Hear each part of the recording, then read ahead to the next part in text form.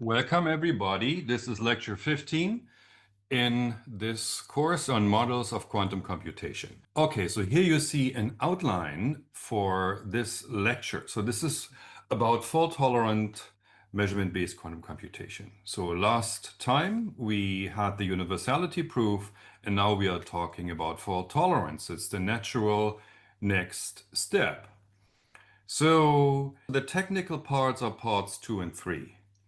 Topological quantum error correction with 3D cluster state and topological quantum gates. But we do not start right away. So first we want to build a bit of intuition. We want to build a connection with something that we already know, namely the surface code. Yeah, so that's what we start out. Then come the technical parts, and then we just wrap up and talk about what the threshold is and so on and so forth. Okay, let's get started. So there is reading that you can do to educate yourself. So two papers here. First is on the toric code or surface code. This is Eric Dennis and company paper from 2002. The preprint is from 1999 maybe. No, actually not. It's from 2001. So furthermore, second item here on this list, measurement-based quantum computation with three-dimensional cluster states. So this is our setting. So fault-tolerant quantum computation always has this architecture angle to it. So you can give yourself the most general, most generous assumptions on the gates you can do. So for example, every qubit could be allowed to interact with every other qubit. But in practice, this will probably not work due to physical limitations. So it's much more likely that qubits only in a certain neighborhood can interact with one another.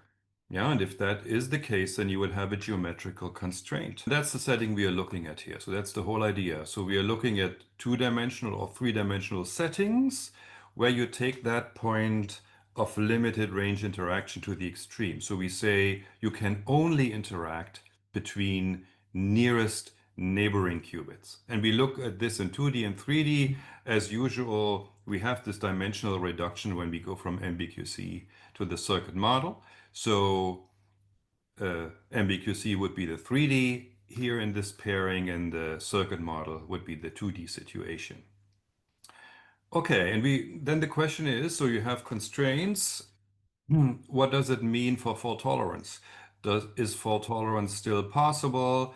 And if so, what's about the threshold? Is it going to be good? Is it going to be terrible?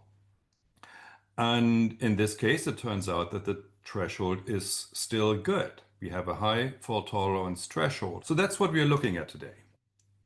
And here's the piece that I want to explain in the end, the topological CNOT gate in 3D cluster states and the corresponding version in 2D, which happens on the surface code. Okay, so that's what we want to get to at the end of this lecture.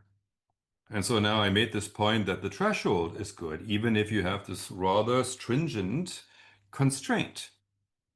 Yeah, so what is a good threshold? What is a bad threshold? So here you see kind of error bounds that have been established before. You see 10 to the minus 5. The threshold that we get, it's an estimate, not a bound. It is 0.75% approximately, even going up to 1%. That's a high value of an error threshold, so it means that about one gate in 100 can fail and you're still within the threshold. It's not the highest threshold that has ever been found, so there is a 3% error threshold established by Manny-Nil. Yeah, you hear about Manny-Nil a couple of times in this course. But that is without a geometric constraint. So every qubit can interact with every other qubit if you permit that, and you can get as high as this. Or if you have a geometric constraint in 2D or 3D systems, then you get this threshold here. So for geometric settings, still the highest threshold. That is it when I mean it is a high threshold value. Okay. So On the idea side, there's two ideas to discuss. So the first is that the 3D cluster state is a fault-tolerant substrate. Yeah, so it has fault tolerance actually built in. So that's something that we want to talk about. And the second idea is that in the 3D cluster states, you can make topological quantum gates, and you do them by drilling holes into the cluster. What you see, this bluish thing and the grayish thing, these are holes in the cluster. Holes come in two types. We get to that. And their intertwining makes topological quantum gates. Yeah, so these are the two ideas. Now that was an overview over this lecture, and now let's begin. So you remember the first part was intuition building. So we want to make a connection between the cluster states and the surface codes. And we want to point out that they are closely related. So first item here, let us recap surface codes. Yeah? So what you see here is a lattice. Qubits live on the edges of that lattice, and you have plaquette stabilizer and site stabilizer. Yeah, we talked about that. So the stabilizer generators are 4 local on that lattice. And you also have encoded Pauli operators. Well, you want that when you want to encode a qubit. And so we have an X string running top to bottom, and we have a Z string running left to right. And they commute with all the stabilizers, and they represent the encoded Z and the encoded X. And they anti-commute as they should. And that doesn't depend on whether you move the Z up or down or the X string left or right. You'll always have anti-commutation as you are supposed to. Good. So this is our encoded qubit. Yep. So now let's talk about boundaries. So you may wonder, why do we not have another encoded Z that's running top to bottom? And why do we not have another encoded X running left to right? Okay, so that's what we discuss now. And that has to do with the boundaries. So you see it already in this picture here on the left. We have two types of boundaries. The one here on the top and bottom, we call that smooth. And the boundary on the left or right, we call that rough. And I think intuitively it's clear why we call them like that. Okay, so what's going on at the boundary? So what is going on is that the stabilizers change. So typically, so let's talk about a smooth boundary first. So typically, the site stabilizer is a 4 local operator, but now, well, up here for this X-type stabilizer, there's no fourth site because the lattice ends, and so the encoded site stabilizer, excuse me, the site stabilizer becomes 3 local. No? Plaquette stabilizer is not affected. It doesn't go high up enough. Yeah, so it is what it always used to be. And you can verify that even with this modified site stabilizer and plaquette stabilizer still commute. So everything is fine. This is a proper stabilizer. Yeah, and now we can explain why we have no Z string running top to bottom.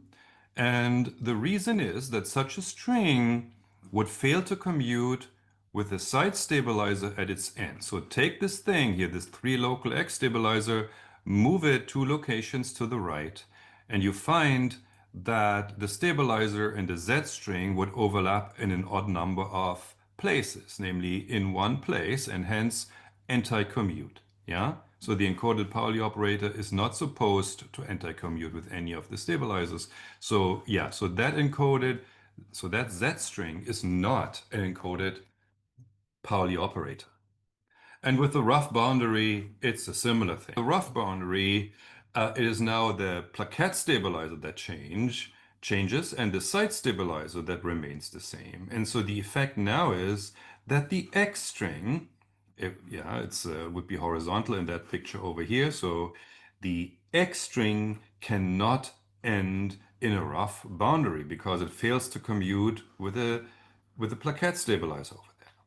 So Z strings can end in rough boundary because, as before, they commute with the X stabilizers and, of course, also with the Z stabilizers. And X strings can end in smooth boundaries. Okay, good. And so this is now the effect of boundary, and we will get back to that later. It's an important point in our discussion, as we shall see. Okay, so it's so much for a recap of surface codes. Now we get to the relation between cluster states and surface codes. So the first thing to point out, and the simplest thing to point out really, is this relation in 2 dimensions. So we consider a 2-dimensional cluster state. So every dot here is a qubit in the cluster state and a measurement pattern. So half of the qubits are being measured, and you see that there's a pattern here. So in the first row, the measurements are on the eigenbasis of Z. In the second row, they are on the eigenbasis of X, and then it repeats. Yeah, and you see half the qubits are measured, half the qubits remain. And the claim is that when you do that, you end in a state in the surface code. That's the claim. So let's look at that a little bit, why this is so. And I'm explaining only one half of that thing. So there is 2 arguments to make. So the first is that after the measurement, you get the plaquette type stabilizer. And after the measurement, you also get the site type stabilizer. So the argument for the plaquette type stabilizer is the simpler one. So I'm doing this right now. The argument for the X-type stabilizer requires a little more ingenuity, and I let you do it. I'm not going to do it here. So this is going to be, you'll find this, or maybe by now have found it, on your homework assignment. Okay, so let's talk about the simpler half, the plaquette stabilizer. I see that here. So let's recap what this is. So every dot here, every yellow dot, it represents an unmeasured qubit. Here, these black dots represent qubits measured in the eigenbasis of Z. These red dots represent qubits of the cluster state measured in the eigenbasis of X, like shown here. Good. All right, and so now recap the stabilizer before the measurement. So before the measurement, you have a cluster state stabilizer generator of the form X in the middle, and then these lateral Z's multiplied onto it. Yeah, 5 local operator, cluster state stabilizer in 2D. So now the central qubit is measured in the eigenbasis of X, which happens to agree with that stabilizer generator. And so what happens under that measurement is that by and large the stabilizer remains intact, but the operator X is replaced by the measured eigenvalue. So you get plus or minus 1 times Z, Z, Z, Z. Okay, so up to the sign, this gives you your plaquette stabilizer. And now by suitable Pauli flips running from the center to the boundary, now you can flip that sign of the stabilizer if you want to. Okay, so that was that. Okay, so that's the relation between cluster states in 2 dimensions and surface codes. All right, but what we really care about is not making states encoded with a surface code from 2D cluster states. Our interest is 1 dimension higher up. So what we want to do is process quantum states on surface codes in time. Yeah, so this requires the extra dimension. This will be related to 3D cluster states now. And so we have to first discuss what 3D cluster states actually are. And we have to define them first. And that's what's happening here on this slide. So this is the microscopic view. What you see is the elementary cell of the 3D cluster lattice. Yeah? So this little thing here is tiled many, many times in either spatial direction to make the 3D cluster state. So let's look at that elementary cell. You have qubits sitting here in the center of the faces, or simply on the faces, and qubits sitting on the edges. So the blue, yeah, that's what you have. You have no qubits sitting in the corners and no qubits sitting in the centers of the cell, only on the faces and the edges. So now about these blue edges here. So these are our cluster edges. So if you make the 3D cluster state by Ising interaction, the blue lines indicate which qubit interacts with which. So nearest neighbor Ising interaction, as before. Good. Yeah, so what else is there to say about the corners and the centers of the cell? So these will end up being syndrome locations for error correction, but we'll get to that. Let's not get ahead of ourselves now. So important point, qubits on the faces and qubits on the edges. So now for later reference, I think this is the good time to describe that though, is to point out that there's a lattice duality here. So we have a primal lattice and a dual lattice.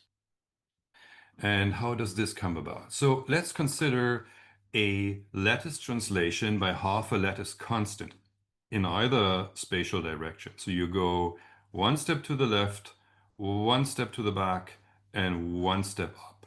So you see the corner of the cell is mapped to the center of the cell, which also is the corner of a dual cell. So what you see here is, oh, well, actually it probably takes a moment to convince yourself of this. When you translate the whole cluster lattice by half a lattice constant in either spatial direction, then the cluster state is actually mapped onto itself. However, the cell structure of this cluster is very obviously not mapped into itself. Yeah. So a corner is mapped to the center of the cell. Okay, so the cluster state itself is preserved under this translation, assuming, of course, there's no boundary effects, but the lattice structure is not.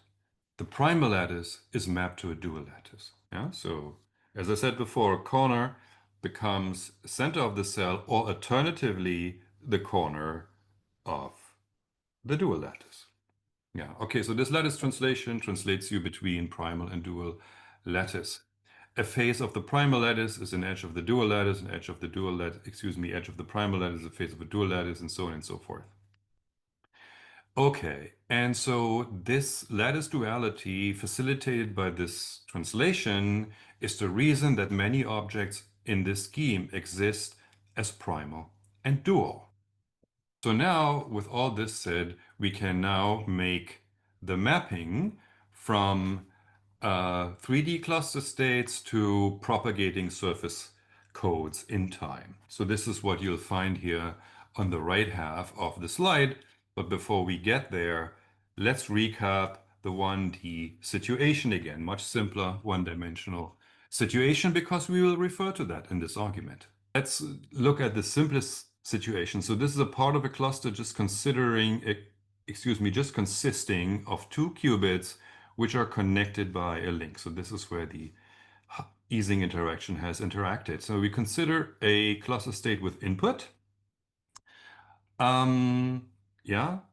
Which is subsequently measured in the X basis for the first qubit, and we know that this teleports the information, the quantum information that was previously here, to the other side.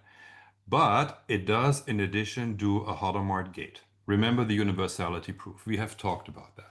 So that's what's happening. You have one location in the cluster and you're teleporting, and by doing so, you're doing a Hadamard. And that goes on and on and on. So every such half teleportation does a Hadamard gate. So now to 3D. This is what we really want to explain.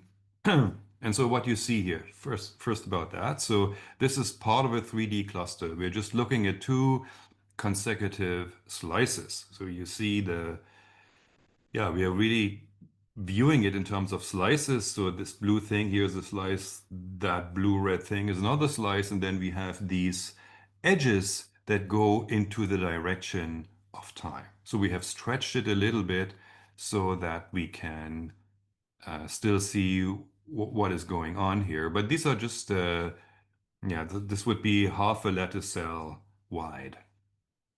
Okay, so now how can we view this? So, first, so this entire lattice slice here will be measured.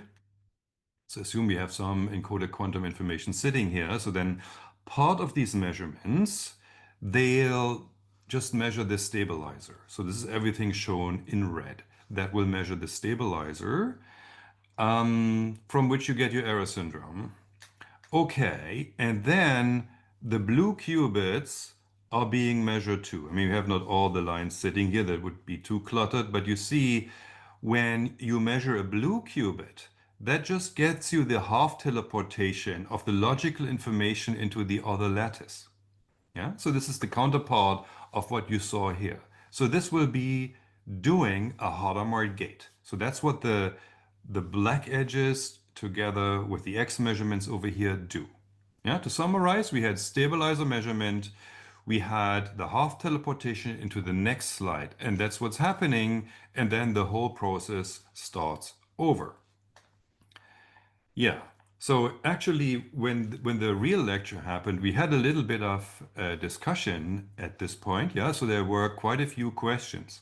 So, so for example, look at this black edge over here. So we see that in the first slice, so this blue qubit has cluster edges going to the left and right, whereas where we are mapping to, that qubit in the consecutive slide, in the next slice, has cluster edges going to the top and down. So it is in a little bit of a different location. In other words, this qubit here lives on a horizontal edge of the surface code lattice, and this qubit lives on a vertical edge of the surface code lattice. And this is no mistake. This is on purpose.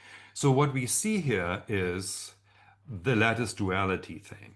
So if in the code plane, when we are translating by one half lattice cell in the horizontal and the vertical direction, it gives us exactly this effect. So we go from a vertical edge qubit to horizontal edge qubit. Yeah? So that's precisely what's happening here under this mapping. So we are mapping one half lattice cell in either direction of the code plane.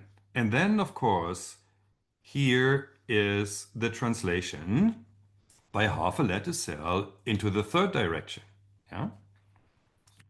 Okay, so this corresponds to this mapping between primal and dual lattice. And so what you see here now, physically, all these, yeah, let me illustrate, or let me say what this physically means, why it is like that.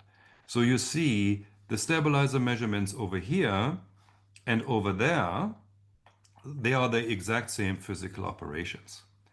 So they measure physically four local Z operators, here and here. But we know the stabilizer of the surface code is X type and Z type. Okay, so that's fine. That's why we are doing the Hadamard gate here. So that conjugates Z into X and vice versa. Yeah, so we are getting effectively both Z and X stabilizer. But furthermore, we know that the X stabilizer and the Z stabilizer, they do not live on the same locations, but they are displaced with respect to one another. And that is precisely why these horizontal edges run in this way, to make that displacement. Okay, to summarize, what we have established is that the 3D cluster is propagating in surface code in time, and in addition, making those stabilizer measurements that give us the information about errors. Okay. Summary, the upshot. The 3D cluster state is like a surface code propagating in time. Okay, part 2. quantum error correction in three-dimensional cluster states. So this is now the macroscopic view. There's a lot to say about this slide. Here we go. So we have three regions in this cluster. So this is now the macroscopic view. So there is the three-dimensional region V for vacuum that fills most of the cluster. And the qubits in that region are measured in the X basis, all of them. So this is going to be important for later. So please try to remember that. So then embedded into the cluster, into this vacuum region, we have these line-like, these fattened line-like, I mean, it's stuff that looks like shrimp. So these fattened 1D structures we call defects, we call them. And the defect qubits are measured in the eigenbasis of Z, all of them, okay? And then there's other qubits. They are called singular qubits, and they are held in special locations by these shrimp here. And they are measured in the eigenbasis of x plus y. You are probably thinking that something like this has to be there because otherwise, just for the first part, everything would be within the stabilizer formalism, and that cannot be universal. So these qubits we really need, and we will later figure out what all these three types of qubits are for. So please remember these regions, their geometric features, namely a vacuum, basically everything, defect, fattened, line-like, and singular qubits isolated. Okay, and the corresponding measurement basis. Please remember that for the remainder of this lecture and hopefully beyond. Okay, so now I want to illustrate what the purpose of the measurements in the region V is. So the region V provides you with the fault tolerance. Okay, so let's think about that. Okay, so what can you measure on a 3D cluster state and find out about errors? So you need something of which you have an expectation what a measurement outcome you get. And that would be the measurement of stabilizer. So the stabilizer has a predetermined outcome, and you're expecting to get that when you measure the stabilizer. And if you get the opposite outcome, then this means that an error has occurred. Okay, so let's start with that. So what you see here is a 5-local stabilizer generator for the cluster state. X in the center, Z's around. Okay, so now let's measure that. Of course, our scheme, measurement-based quantum computation, requires us to measure locally. So we are not measuring this 5-local operator. Instead, we are measuring local observables, one at each side. So a Z here, a Z here, a Z there, and an X in the middle. And then we multiply all the measurement outcomes that we have obtained, and we expect +1. The values individually can be anything, they're completely random. So if we don't get +1, this would indicate the presence of an error.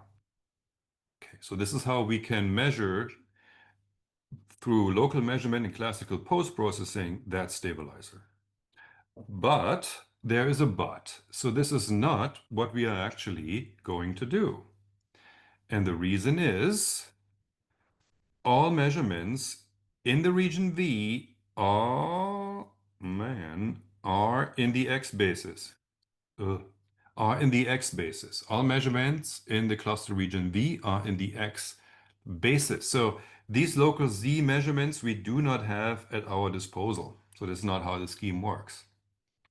Okay, and so the question we then ask, if all measurements in the region V are in the X basis, is are there any stabilizer elements that we can measure by local X measurements only? Yeah? So the criterion is that our stabilizer elements, they need to be product of X's and I's. Yeah?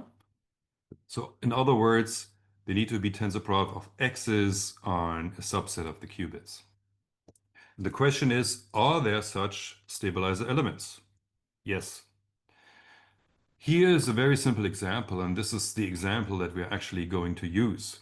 So this what you see here is the six-fold product of stabilizer generators associated with these six faces. So, so this is what's written here on the right-hand side.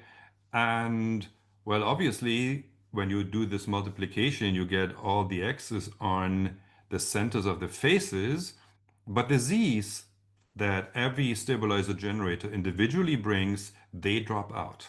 And that's because, let's talk about that z over here. Yeah, so the top horizontal edge.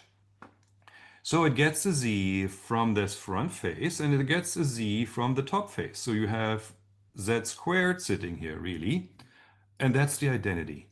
And the same happens on all the other edge qubits of the cell. So you always get z squared, which is the identity, and so only the x's remain. Yeah, and this is now something that you can measure locally. Namely, you measure all these x's individually and multiply their outcomes, and that product is supposed to be plus one. Yeah. So you assume no error if you found a plus one there. And if this product of random values, of individually random values, evaluates to minus one, this indicates an error. So we have 1 bit of error syndrome per lattice cell. Okay, so this is this is a slight simplification. So so what this syndrome is a syndrome for, obviously, is for the qubits on the faces. Yeah, so the edge qubits, they are not involved at all. And so the question is there no error syndrome for the edge qubits? Is there only error syndrome for the face qubits? Well, that would be bad. And also that's not the case. And so now remember what I told you earlier. So we have the primal and the dual lattice. And so these edge qubits are face qubits on the dual lattice. And then, yeah, on the dual lattice, we have a completely analogous but separate error correction. Yeah, and so they have their own syndrome that is not shown here. So in reality, we have 1 bit of error syndrome per lattice cell on the primal lattice and 1 bit of error syndrome per lattice cell on the dual lattice. So in total, we have 2 bits of error syndrome per cell. And they cover now both the face and the edge qubits. Okay, so now let me just, without elaborating a lot, say that now the error locations reveal themselves through the syndrome they generate. So for example, if you had a Z error sitting here, it would create a non-trivial syndrome in the cell to the left and in the cell to the right. And that pattern of syndrome and no trivial syndrome anywhere else. And so that error would reveal itself through the pattern of syndromes, of the pattern of non-trivial syndromes. And yeah, so that's the generic situations. Different errors have different syndrome patterns, and this is how we identify them. And maybe I should add that as a footnote here. The identification is not unique, but we are familiar to that situation. This ends how we create syndrome and how we do error correction in 3D cluster states. Yeah, I mean, strictly speaking, I didn't tell you how. I mean, now that the syndrome information is collected, how you do the correction. That is, however, a very familiar procedure. It's called minimum weight chain matching, and it is based on the Edmonds algorithm from the 1960s. And it's exactly the same, no surprise, that you would use in error correction for the surface code. Yeah, good. So you can look this up. So this is in the Eric Dennis et al. Paper that I recommended to you for reading. Ah, yeah, the reference is here again. Okay, now some bit of extra information. So yeah, so the efficiency of error correction is described by a StatMech model. Yeah, so it's called the random plaquette Z2 gauge model.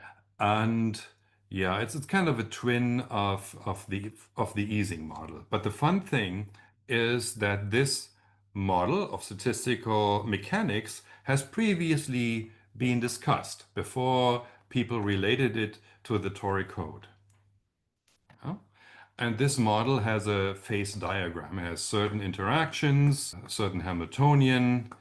Um, yeah, and so the two parameters are as follows. So one is the temperature in this StatMech model, and a StatMech model is like, I don't know, you always have temperature as a parameter, and then you have another parameter, and that is the couplings in the Hamiltonians having the wrong sign. So the probability of those couplings having the wrong sign. These are the two parameters of the model. And then this phase diagram now has a phase, a low temperature phase that corresponds to the functioning of error correction, and a high temperature phase that corresponds to the collapse of error correction. And then there is a line in this model, a one-dimensional manifold that's called the Nishimori line. And on this line, the model has larger symmetry. And so this is the line you would be mapping to if you were considering error correction. Yeah. Good. And so the phase boundary has an intersection point with the Nishimori line, and this gives our error correction threshold. So this gives us an error budget of about 3%. But our error threshold is smaller. Remember, we had an error threshold of about 3/4. And this is because many sources now contribute to this error budget and eat away at it. Yeah? So this error budget needs to be distributed among multiple sources of error. And so for every of these sources, the threshold value is actually smaller. I just wanted to mention that it has no greater significance for our discussions of fault tolerance, but I just wanted to tell you that this connection to StatMech exists and has indeed been used to elucidate the nature of this phase transition. Good. So that was quantum error correction, and now we talk about topological gates. So now I want to turn back to this picture of 3D cluster state equating to a 2D surface code propagating in time. Yeah, so in this picture, so this is what I want to explain, and it will take a few slides. Okay, so this is the code plane, it's propagating in time, and now this code plane has holes that we, I guess, still have to define, and then we move these holes about in time. That is, specifically, we braid them and we create monodromies, and then there will be logical gates resulting from that. So let's look into that. Surface codes can store different numbers of qubits depending on what the surfaces are like. So we can have topologically non-trivial surfaces like tori. Torus would give us 2 qubits. We can have segments of the plane, but with boundary. Yeah, boundary has the same effect as non-trivial topology. So that example would give us 1 qubit. Or we can have planes with holes. And holes are really not different at all from boundary. It's just internal boundary. I mean, nothing prevents us from making boundary internal to the surface. It doesn't have to be only outside. Okay, and this third option is actually what we are going to choose. Okay, so I have to say what holes are. So holes are stabilizer generators missing. So a primal hole, like here, is a site stabilizer not enforced, or it is a way to make rough boundary. A dual hole is a plaquette stabilizer not enforced, or in other words, it is a way to make smooth boundary. Yeah, okay, so that's what we want to remember. There are two types of holes, primal and dual, depending on whether they refer to not enforced site stabilizer or not enforced plaquette stabilizer. And a pair of same type holes constitutes a qubit. So primal and dual will also apply to encoded qubits. So here, primal hole creating rough boundary. So what you see here, so these are the two holes that the previous slide spoke about. So you remember Z strings can end in rough boundary but not smooth boundary. So the encoded Z string will go between the two holes. The X string, representing the encoded X, will loop around the primal hole, and it always stay at a distance because such a string cannot end in rough boundary. Good.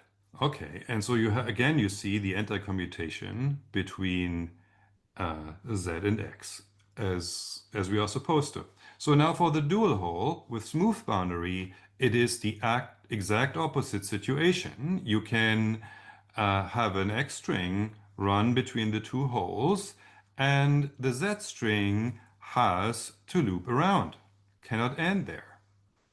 Okay, good. So these are now two types of qubits that we may be working with.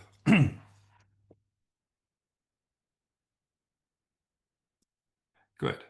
Okay, so now the defect is just the world, what we call the defect in 3D cluster is the world line of a hole in the circuit equivalent. So it's the defect is a hole stretching out in time, and so yeah, so that's what you would call it from the circuit model perspective, a world line stretching, excuse me, world line of a hole, and in the 3D clusters picture, it's just the defect. Yeah. Good. So world lines of holes, in other words, defects are missing 3D clusters. So they are made by Z measurements. And so, yeah, so the primal holes are made by Z measurements on edge qubits, and the dual holes are made by Z measurements on face qubits. So also here we have this primal and dual. Okay. And so now we get to the gates. So topological gates are encoded in the way world lines of primal and dual holes are braided. Now you see a braiding process here. All right. So, and that it is stated gets us a C-not gate. So let's try to verify that. And we up here we have, for reference, our encoded qubits again. So here, grayish, so that's the dual qubit, blue is the primal qubit. So in the dual qubit, the X string stretches between the holes. You see this right here. And to understand the gate action, what we now want to do is we slide this encoded X string forward in time. And our rule is that the string must always remain attached to the defect. So let's slide it along. You see at a certain point that the primal defect is getting in the way. Yeah, so you see it particularly coming up here. So the string wants to be short, but the blue defect, which has just that, yeah, so that the X string cannot end. Yeah, so the string, the X string is pushed away. Yeah, you see it bulging out here. And continues and continues, and now you see it's bulged out so much that a loop splits off, and now the remainder can be just pulled tight and becomes the string that it was at the beginning. So under this propagation, we see that this string, which is an encoded X, has been mapped to this string, which is still the encoded X on that qubit, times a loop. But so this is now for the primal qubit, so we go to our dictionary to find what that loop represents. It represents, again, an encoded Pauli operator X. So this X is mapped to the tensor product of X times X. So this is one propagation relation. So now there is three more propagation relations just discussed in exactly the same terms that you can now verify for yourself. Yeah, so the x on the other qubit just kind of remains what it was. The z on qubit number 2 also just remains what it is. And finally, the z on qubit 1, yes, starting out as a string, situation is symmetric between the x here and the z here. It will also become a correlated operator. So it will go into tensor product of the control z and a z on the target. Okay, so now when you look at these four propagation relations together, then you find that first, this is exactly the propagation relations that you're supposed to have for a CNOT gate. And in fact, the CNOT gate is the only gate that does have these propagation relations. So this is the explanation of the CNOT gate. Okay, so we are now very close. So this is almost the gate that I wanted to explain. That's almost the gate that I wanted to, that I said I wanted to explain. But the gate I really wanted to explain is this. And let me tell you why. So this gate here, this CNOT gate is not completely general in the sense that the dual qubit is always the control and the primal qubit is always the target. So my CNOT gate is restricted in direction. Yeah, I cannot, yeah, I have primal qubits, dual qubits. I cannot, yeah, so I cannot switch the direction of the CNOT between primal and dual qubits. And among the primal qubits, I cannot even make a CNOT, at least not yet. And among the dual qubits, at least not yet, I can even make a CNOT, yeah? So I'm restricted in that. And this restriction I now want to lift. And that is this slightly more elaborate construction. So it starts with two primal qubits and ends with two primal qubits. And the dual qubit we only have in the middle here as a messenger boy, so to speak. Yeah, and so now, I mean, before I go through this construction, let me just say what this amounts to. We have a CNOT, as we shall see. The propagation relations are exactly the same as they were before. And yeah, so now I can do CNOT gates between same type qubits. And I can also do it in any direction that I like. Yeah, so it's just how I wire them up in the middle decides who is the target and who is the control. Okay, and then I decide, okay, so then I don't even need dual qubits in my construction. I do everything on the primal qubits on the logical level. Okay, so that's a better CNOT gate. Let's just verify that it works to the same extent as we verified it for the previous version of the CNOT gate. Okay, so let's start with the encoded X, slide it along, comes here, can now attach to this dual defect on one side, but remains running through that middle here. Yeah, so we take this boundary piece and wanna push it to the opposite strand of the defect like so, but then these primal defects get in the way, and so therefore these loops bulge out and they remain. Okay, they go to the output sides. Okay, so you see the propagation is exactly the same as it was before. And that also holds for the other propagation relations. Good. So I think that was the main point of this lecture, how these topological gates come about. And so that's what we get in total.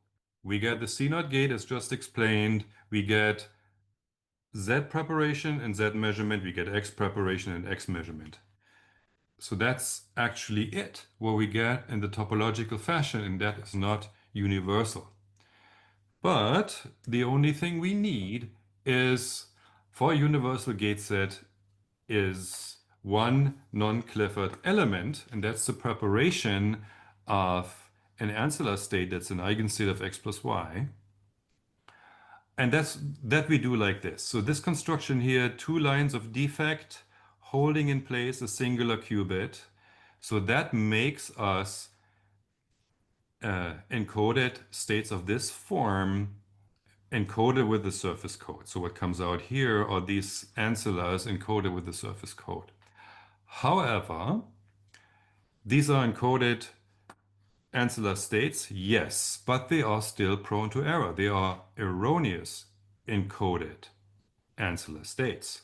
And why is that? So, so let's look at these errors here. So blue and pink are errors. First, the errors on the right, displayed in blue, they are benign. So they are stretching from one defect to the other, and they are looping around the defect.